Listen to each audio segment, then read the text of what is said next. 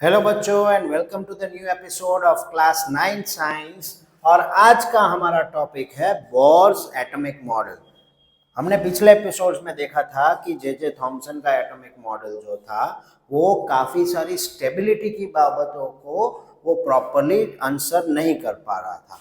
तो उसी मॉडल को चैलेंज करते हुए नील बोर ने, एक डैनिश फिजिसिस्ट थे, उन्होंने अपना एक मॉडल दिया which was proposed by him in 1913 to explain the structure of atom. अब उसके मुताबिक यानी कि नील बोर के मुताबिक एटम का जो स्ट्रक्चर है उसमें बीच में न्यूक्लियस है और न्यूक्लियस के अंदर होते हैं प्रोटॉन्स और न्यूट्रॉन्स, और उसके आजू बाजू में जो ऑर्बिट्स बने हैं उसमें घूमते रहते हैं इलेक्ट्रॉन्स।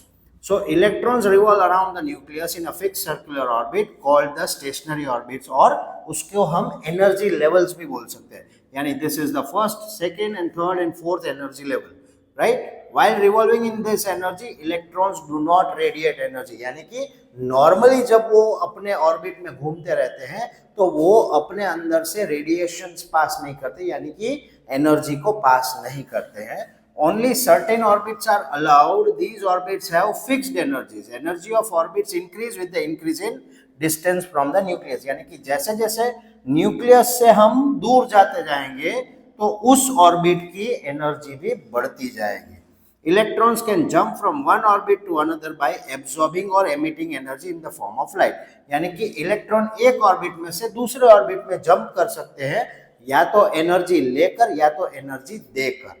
ओके, तो देर आर टोटल 4 ऑर्बिट्स के, एल, एम, एन, और के में मैक्सिमम इलेक्ट्रॉन्स 2 आ सकते हैं, एल में 8, एम में 18 और एन में 32, राइट। एनर्जी ऑफ ऑर्बिट्स का एक छोटा सा फॉर्मूला है जो अभी फिलहाल आपके सिलेबस में नहीं है।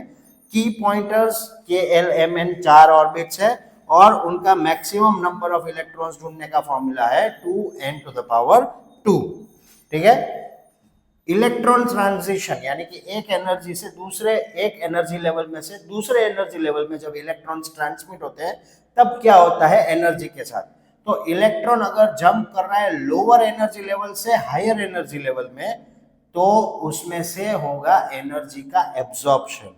अगर हायर लेवल से लोअर लेवल में आ रहा है तो एनर्जी का एमिशन होगा, राइट। लेकिन इन सब के बावजूद भी कुछ ऐसी लिमिटेशंस थी इस एटॉमिक मॉडल की, जैसे कि it could explain only hydrogen like atoms, could not explain fine structure of spectral lines, failed to explain Zeeman effect and Stark effect, and it could not explain the splitting of spectral lines in magnetic or electric fields, and it does not obey wave nature of electron। यानी ये कुछ ऐसी limitations थी जिनके बारे में आप higher levels में स्टडी करेंगे, लेकिन अगर हम देखें तो एक प्रॉपर मैच्योर्ड मॉडल या तो मॉडर्न केमिस्ट्री के लिए अगर कोई मॉडल जिसे हम बेस ले सकते हैं तो वो था नील बोहर का मॉडल, और आज के दिन में भी हम इसी मॉडल के ऊपर बेस्ड सारे इलेक्ट्रॉनिक कॉन्फ़िगरेशंस देखते हैं।